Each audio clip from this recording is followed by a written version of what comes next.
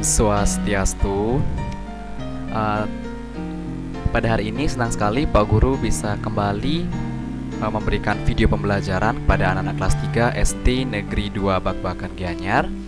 Nah, jadi Pak Guru harap pada kegiatan pembelajaran hari ini pun anak-anak masih tetap semangat, sehat semua dalam perlindungan Tuhan Yang Maha Esa ya. Nah, pada hari ini kita akan kembali belajar bersama anak, yakni pada tema 1, yakni pertumbuhan dan perkembangan makhluk hidup pada subtema yang pertama. Jadi kita masih belajar di subtema yang pertama, yakni ciri-ciri makhluk hidup pada pembelajaran yang keempat dan kelima. Adapun tujuan pembelajaran yang akan dicapai dalam pembelajaran pada hari ini, yakni yang pertama, setelah mengamati, siswa mampu untuk menjelaskan prosedur kombinasi gerak jalan dan lari dalam bentuk permainan kuda-kudaan dengan benar. Siswa dapat mempraktikkan prosedur kombinasi gerakan jalan dan lari dalam bentuk permainan kuda-kudaan. Siswa mampu menyebutkan arti penting bersyukur kepada Tuhan Yang Maha Esa sebagai salah satu makna dari simbol sila Pancasila yang pertama dengan benar. Selanjutnya, siswa mampu menceritakan pengalaman bersyukur kepada Tuhan Yang Maha Esa dengan benar. Yang kelima, siswa mampu untuk menentukan hasil penjumlahan dengan teknik tanpa menyimpan dengan benar. Dan yang keenam, siswa mampu menyelesaikan soal-soal cerita yang berkaitan dengan kehidupan sehari-hari, yang berkaitan dengan penjumlahan tanpa menyimpan dengan benar. Jadi anak-anak sekalian, ini adalah tujuan pembelajaran yang akan kita capai dalam pembelajaran kali ini. Jadi Pak Guru harapkan silakan anak-anak simak video pembelajaran ini sampai tuntas. Dan apabila ada materi yang belum dipahami, seperti biasa ya nak ya, jadi kalian bisa langsung bertanya kepada Pak Guru langsung di WhatsApp-nya Pak Guru. Nah, baik, ke-18 anak-anaknya Pak Guru di kelas 3 SD Negeri 2 Bakbakan Gianyar. Gimana? Sudah siapkah untuk belajar hari ini? Jadi mari simak video pembelajaran ini sampai tuntas ya. Nah, sekarang coba anak-anak amati gambar yang tersaji pada layar ya. Nah, di sini terdapat beberapa anak yang sedang bermain bersama. Nah, ini adalah permainan kuda-kudaan enak ya. Nah, jadi seperti pembelajaran sebelumnya, anak-anak kan sudah belajar tentang ciri-ciri makhluk hidup. Jadi kali ini kita juga akan kembali memperdalam lagi tentang ciri-ciri makhluk hidup. Masih ingat bukan?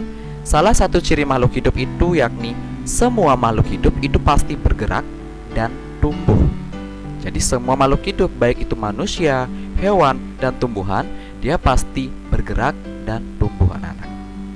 Jadi tumbuh itu artinya bertambah ukuran. Jadi bertambah ukuran baik berat maupun tinggi. Jadi anak-anak pasti berat badannya selalu bertambah dari kelas 1 hingga kelas 3. Tinggi badannya pun juga bertambah. Itu membuktikan bahwa anak-anak juga mengalami yang namanya pertumbuhan dan perkembangan. Kemudian, manusia juga bergerak sebagai makhluk hidup. Anak-anak pasti bergerak, bermain bola, bermain layangan, semuanya melakukan gerakan ya. Jadi, tumbuh dan bergerak itu adalah ciri makhluk hidup yang dimiliki oleh semuanya tanpa terkecuali. Nah, selanjutnya, pertumbuhan dan perkembangan manusia ini anak-anak sangat dipengaruhi oleh yang namanya makanan serta kebiasaan berolahraga. Kenapa disebut mempengaruhi? Nah, kita akan bahas lebih dalam pada video pembelajaran ini ya nak ya. Nah, di sini Pak Guru punya gambar anak-anak yang sedang bermain kuda-kudaan seperti yang Pak Guru bilang tadi ya. Jadi bermain kuda-kudaan ini merupakan salah satu kegiatan olahraga. Permainan kuda-kudaan dapat membantu memperkuat tangan dan kaki. Permainan ini juga melibatkan gerak yang merupakan salah satu ciri makhluk hidup. Sekarang carilah temanmu yang memiliki berat badan yang seimbang. Lalu tentukan lebih dahulu siapa yang akan menjadi penunggang dan siapa yang akan menjadi kuda. Kamu dapat menentukannya dengan cara sweet. Anak yang menjadi kuda akan menggendong temannya dari garis start. Saat diberi aba-aba, berjalan atau berlarilah sampai garis finish. Pasangan yang lebih dulu mencapai garis finish adalah pemenangnya. Ulangi kegiatan ini dengan pergantian peran kuda dan penunggangnya. Nah, dari teks bacaan bermain kuda-kudaan ini, anak-anak dapat ketahui bahwa permainan kuda-kudaan ini adalah permainan yang dapat disebut sebagai kegiatan olahraga juga, ya nak ya. Jadi kegiatan berolahraga itu tidak hanya monoton harus pergi ke gym atau olahraga angkat beban, bukan anak. Jadi kegiatan olahraga itu dapat dilakukan dengan cara yang paling sederhana, contohnya melalui permainan. Contohnya adalah permainan kuda-kudaan. Kalau anak-anak di sekolah pernah bermain kasti, bermain sepak bola, bermain gale-galean atau menjaga rumah atau buaya-buayaan, nah itu juga termasuk kegiatan olahraga. Nah, kegiatan berolahraga ini pasti di dalamnya ada kegiatan atau yang namanya pergerakan. Nah, pergerakan ini merupakan ciri makhluk hidup, ya nak ya. Jadi kalau nggak bergerak, ya bukan makhluk hidup namanya. Nah, dalam permainan kuda-kudaan ini ada yang namanya pergerakan. Bagaimana pergerakannya? Seperti yang dijelaskan tadi dalam teks, ada satu orang yang menjadi kuda dan satu orang yang menjadi penunggang kuda. Nah, untuk dapat melakukan permainan ini diperlukan kunci utamanya, anak-anak. Nah, apa kira-kira kunci utamanya? Nah, kita akan lanjutkan pada slide berikutnya. Nah, permainan kuda-kudaan ini melibatkan gerakan tubuh yang menggunakan kekuatan otot, ya. Jadi terdapat beberapa kekuatan otot yang digunakan. Nah, Pak Guru besarkan dulu gambarnya. Nah, di sini coba anak-anak lihat. Dalam permainan kuda-kudaan ini melibatkan gerakan tubuh yang menggunakan kekuatan otot. Kira-kira otot apa saja? Yang pertama yakni otot tangan. Kenapa otot tangan? Lihat, yang menjadi kuda tangannya menopang berat badan yang menjadi penunggang kuda. Otomatis kekuatan otot tangan dari lengan sampai ke tangan ini sangat-sangat diperlukan, anak.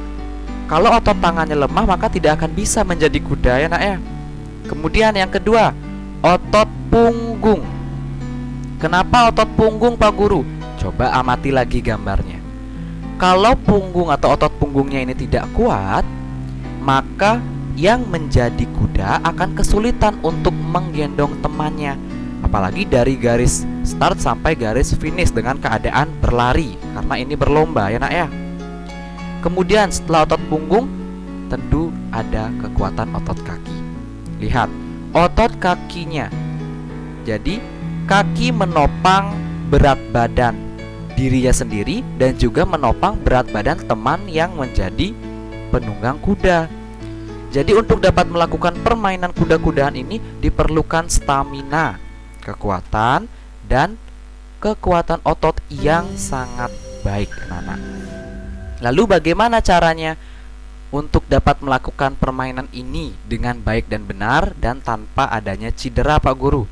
Sekarang coba amati ini, anak ya.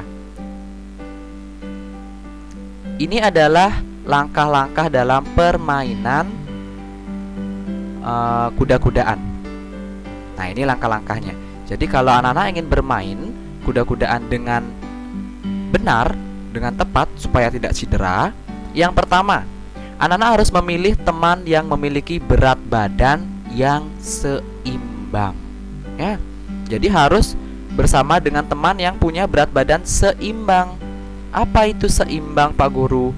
Jadi kalau berat badan misalnya, ini misalnya ya, kalau berat badan si yang jadi kuda ini 30 kg, maka yang menjadi penunggang kuda minimal juga memiliki berat badan 30 kg, tidak boleh lebih.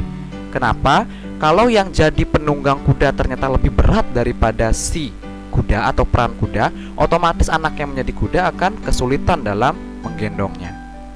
Ya, jadi perlu adanya berat badan yang seimbang. Tidak terlalu jauh berat badannya. Satu 20 kilo, yang satu bisa sampai 50 kilo. Nah, itu kesulitan. Jadi cari yang hampir sama. Kemudian tentukan siapa yang akan menjadi kuda dan siapa yang menjadi penunggang kuda. Nah, ini diperlukan adanya kerjasama. Siapa yang mau jadi kuda duluan? Anak-anak bisa gunakan cara switch, ya, batu gunting kertas. Kemudian yang ketiga, langkah ketiga, anak yang menjadi kuda dia akan menggendong temannya dari garis awal atau garis start ya. Jadi ada garis startnya dulu, seperti perlombaan lari. Kemudian yang menjadi kuda akan menggendong yang menjadi penunggang kuda, dimulai dari garis awal.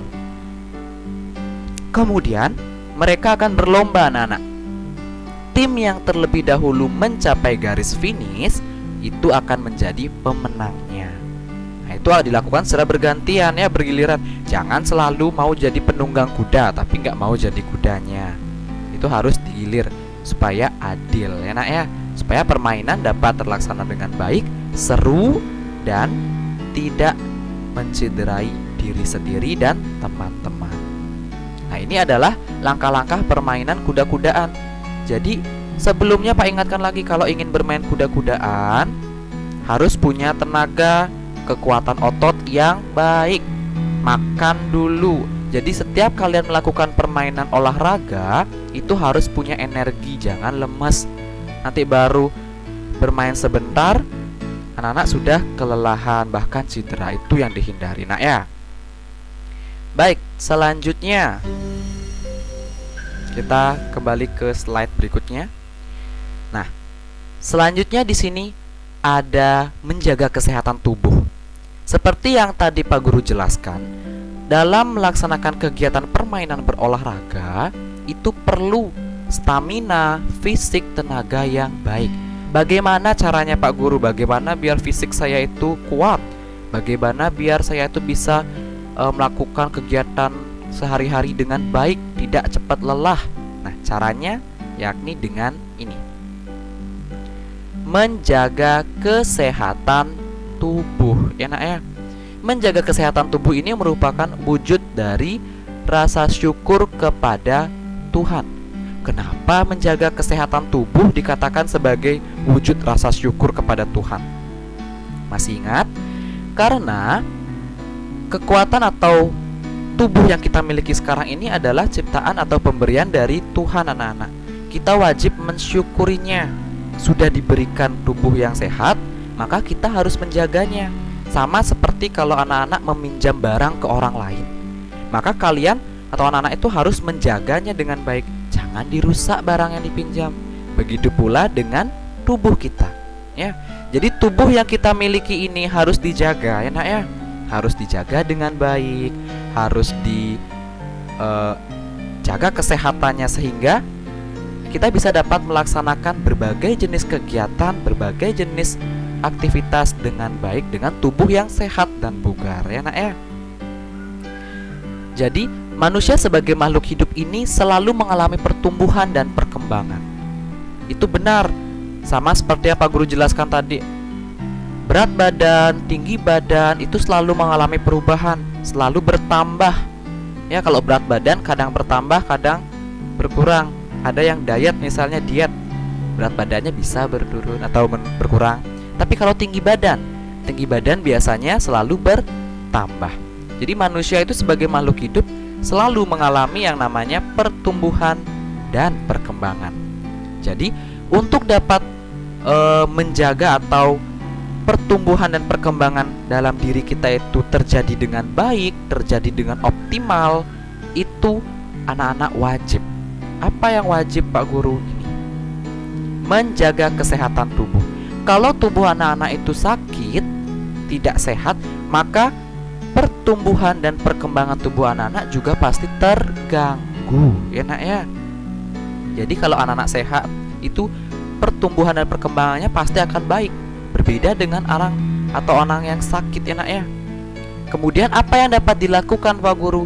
Nah, yang dapat dilakukan itu ada dua cara ya nak ya. Ini cara yang sangat-sangat wajib dilaksanakan. Yang pertama, menjaga pola makan. Yang kedua, rajin berolahraga. Maksudnya apa Pak Guru menjaga pola makan? Jadi makanan kita harus kita jaga biar gak hilang, biar gak dicuri, atau seperti apa? Nah, menjaga pola makan itu sama seperti kita menjaga asupan nutrisi yang masuk ke dalam tubuh kita ya nak ya. Ada yang namanya ini makanan 4 sehat 5 sempurna. Pernah dengar 4 sehat 5 sempurna? Ada lagunya. Nasi, sayur, lauk, pauk, buah, dan susu. Itulah 4, 5 sehat sempurna. Jadi makanan yang dikatakan 4 sehat 5 sempurna itu terdiri atas nasi, ada sumber karbohidratnya. Sayur, ada sumber vitamin dan seratnya. Nasi, sayur, lauk, pauk. Lauk pauk ini dapat berupa daging-dagingan, kacang-kacangan ya. Jadi lauk-lauk yang kita gunakan atau kita konsumsi berdampingan dengan konsumsi nasi. Nasi, sayur, lauk pauk, buah. Jadi buah ini sebagai sumber vitamin, sumber serat. Ini juga penting itu kita konsumsi sehari-hari. Nasi, sayur, lauk pauk, buah, dan yang terakhir adalah susu. Jadi susu ini sangat penting. Jadi kalau anak-anak ingin tumbuh tinggi dengan tulang yang kuat, tulang yang sehat, itu susu sangat baik untuk dikonsumsi. Makanya kalau pernah anak-anak lihat iklan-iklan susu itu, susu tinggi mengandung kalsium ya nak ya. Jadi baik untuk pertumbuhan tulang dan gigi kalian. Ada pula susu untuk menambah berat badan, susu untuk menambah tinggi badan. Jadi itu anak-anak dapat konsumsi untuk menjaga kesehatan tubuh. Jadi jangan makan makanan yang terlalu berlemak. Contohnya gorengan, suka gorengan ya gorengan aja tiap hari dimakan. Demen ngajeng godoh ya godoh yang dimakan ya. Tahu isi, habis itu makanan yang banyak mengandung minyak. Ya banyak mengandung minyak itu seperti apa? Yang banyak santan misalnya, seperti daging-daging rendang itu yang masak rendang berkuah. Nah, bebalung, nah kalau bahasa Bali bebalung, pasti tahu bebalung. Nah, itu banyak mengandung lemak. Yang seperti itu boleh dikonsumsi, tapi jangan terlalu banyak dan jangan terlalu sering. Ya, jadi kita harus menjaga apa saja makanan yang masuk ke dalam tubuh kita harus kita kontrol, harus kita kendalikan sehingga semuanya seimbang. Itulah yang dimaksud dengan menjaga pola makan. Ya, ini yang pertama. Terus yang kedua apa Pak Guru? Yang kedua adalah rajin berolahraga. Nah, coba amati gambar Pak Guru di sini ya. Rajin berolahraga bukan hanya ke gym saja. Pak Guru, saya olahraga harus ke gym pokoknya biar bisa lari di treadmill gitu atau angkat beban. Bukan. Jadi kegiatan olahraga itu dapat dilakukan dalam kegiatan sehari-hari bahkan ya. Contohnya berlari atau jogging. Jogging saja di sekitar rumah boleh. Yang suka naik sepeda itu juga berolahraga. Itu boleh. Menjaga atau mengendalikan atau melatih otot kaki dengan berolahraga naik sepeda. Itu boleh. Yang suka main badminton atau bulu tangkis juga boleh. Sepak bola boleh. Itu semua contoh-contoh kegiatan olahraga. Cari olahraga yang memang anak-anak sukai dan menyenangkan ya. Jadi dengan menjaga pola makan dan menjaga asupan nutrisi ditambah dengan rajin berolahraga, maka kesehatan tubuh kita akan terjaga, Nak. Apabila kita rajin menjaga kesehatan tubuh kita, itu merupakan salah satu contoh pengamalan dari sila pertama, sila Pancasila, yakni apa? Ketuhanan yang Maha Esa. Jadi itu wujud dari rasa syukur kita kepada Tuhan. Sudah diberikan tubuh yang sehat, maka kita harus menjaganya dengan baik, ya.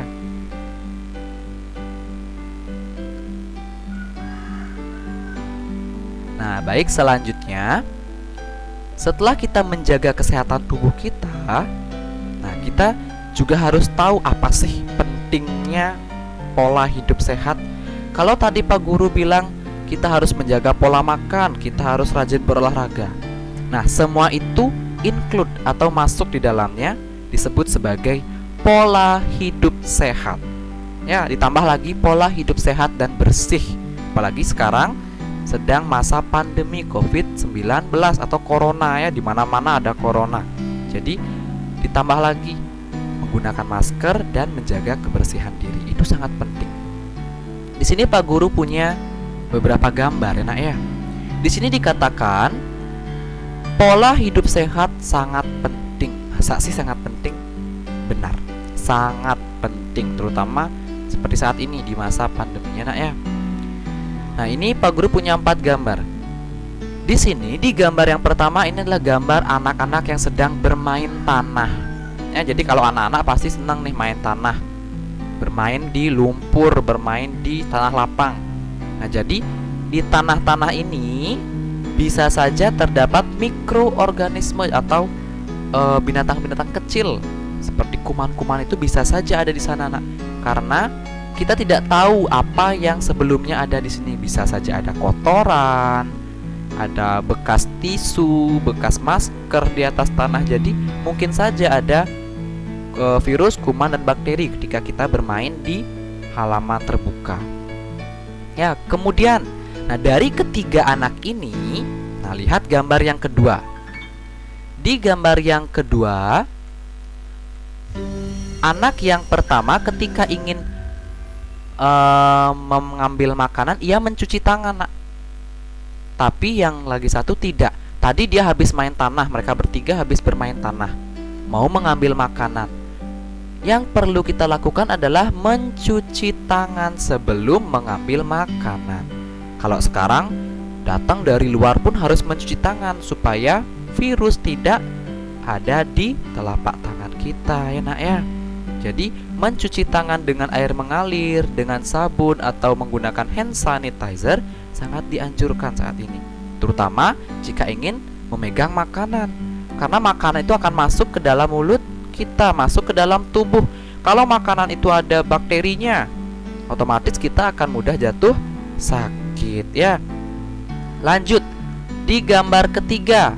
Nah, di gambar ketiga, dari 3 orang ini hanya yang anak ini saja yang tidak mencuci tangan, kan? Yang ini dia langsung mengambil makanan setelah bermain tanah. Apa yang terjadi? Yang terjadi adalah pada akhirnya si anak yang memiliki rambut ikal ini jatuh sakit. Ya, kenapa? Karena makanan itu terkontaminasi oleh bakteri, anak-anak. Bisa saja di tangan tadi itu ada bakterinya, dia tidak mencuci tangannya, sehingga dia memegang makanan yang dimakan juga terdapat bakteri. Enak ya, jadi wajib selalu mencuci tangan. Jadi pola hidup sehat itu sangat penting diterapkan. Jangan hanya di sekolah baru disuruh cuci tangan sama ibu bapak guru baru cuci tangan, tapi selalu dimanapun dan kapanpun, ya Nak ya. Di masa pandemi itu sangat penting. Selanjutnya, oh ini Pak Guru hapus dulu. Nah, selanjutnya berbicara tentang makanan, terdapat beberapa aturan, anak. Aturan yang dilakukan sebelum makan. Apa saja aturan sebelum makan, Pak Guru? Nah, aturan yang ada sebelum makan, nah, ini erat kaitannya dengan ciri makhluk hidup, yakni makhluk hidup perlu makan. Jadi anak-anak, Pak Guru, dan yang lainnya sebagai makhluk hidup itu perlu makan, enak ya. Jadi perlu makan untuk sumber tenaga sebagai sumber energi. Lalu, nah ini, salah satu ciri makhluk hidup adalah tumbuh, seperti yang sudah Pak Guru jelaskan. Nah, untuk dapat bertumbuh, makhluk hidup itu perlu makanan dan air. Jadi semuanya perlu makanan, nak, termasuk tumbuhan, seperti yang Pak Guru jelaskan pada video sebelumnya. Makanan yang baik itu adalah makanan yang bersih dan sehat. Jadi makanan yang bersih dan sehat ini sangat baik untuk pertumbuhan anak-anak, pertumbuhan kita semua. Kebersihan makanan juga mempengaruhi pertumbuhan. Nah, ingat, kebersihan makanan juga mempengaruhi pertumbuhan. Jika makanan yang kita makan itu tidak bersih, kesehatan dan pertumbuhan kita juga terpengaruh, nak ya. Makanannya kotor, maka bisa saja kita sakit perut, bisa saja kita diare. Lalu, apa aturan-aturan yang dapat kita lakukan sebelum makan? Amati 3 gambar ini, ya. Jadi yang pertama, biasakan menutup makanan. Ini yang pertama, 1. Biasakan menutup makanan. Maksudnya menutup makanan, jadi makanan itu supaya tidak terkontaminasi dengan virus bakteri, biasakan tutup dengan tudung saji. Di dapurnya pasti ada yang punya tutup makanan ini. Ini disebut tudung saji, ya nak ya. Nah, ada yang menggunakan plastik, ada yang menggunakan jaring. Nah, itu fungsinya sama untuk melindungi makanan supaya tidak dihinggapi lalat, tidak dihinggapi oleh virus, kuman, bakteri. Karena lalat itu biasanya juga hinggap di tempat-tempat yang kotor, di kotoran, di sampah. Jadi dia hinggap di nasi, di lauk pauk, bisa saja dia juga membawa kuman ya. Selanjutnya, yang kedua, mencuci tangan sebelum makan. Itu wajib. Cuci tangan sebelum makan di air mengalir, menggunakan sabun supaya tangan bersih sebelum makan. Kemudian yang ketiga adalah berdoa sebelum makan. Ketika kita berdoa, kita mengucapkan syukur kepada Tuhan atas makanan dan segala rizki yang sudah diberikan kepada kita. Kita masih bisa makan hari ini, jadi kita mengucapkan syukur kepada Tuhan. Syukur itu pun merupakan contoh pengamalan sila yang pertama juga ya. Jadi yang kedua, rajin mencuci tangan atau mencuci tangan sebelum makan. Dan yang ketiga, berdoa supaya makanan kita menjadi bersih secara fisik dan bersih juga secara batinnya. Jadi 3 ini adalah aturan-aturan yang wajib dilakukan sebelum makan. Nah, ini adalah materi yang didapatkan atau dipelajari pada pembelajaran hari ini. Jadi Pak Guru harapkan anak-anak simak lagi, apabila ada yang kurang paham diundur lagi, dimundurkan yang mana bagian yang tidak dimengerti, tonton lagi bisa, atau tanyakan langsung kepada Pak Guru ya. Baik, sekian video pembelajaran pada hari ini. Apabila ada pertanyaan, anak-anak bisa tanyakan secara langsung di grup kelas atau japri atau langsung di WhatsApp-nya Pak Guru ya. Sekarang sudah mulai paham bagaimana cara menjaga pola hidup sehat, menjaga diri sendiri supaya memiliki kekuatan yang kuat, memiliki fisik yang baik, stamina yang baik. Jadi anak-anak sudah belajar tadi ya. Semoga materi yang dipelajari hari ini berguna untuk anak-anak dan kita semua. Sekian video pembelajaran pada hari ini. Untuk pembelajarannya kita lanjutkan di Classroom dan di WhatsApp grup kelas. Sekian. Om Santi Santi Santi Om.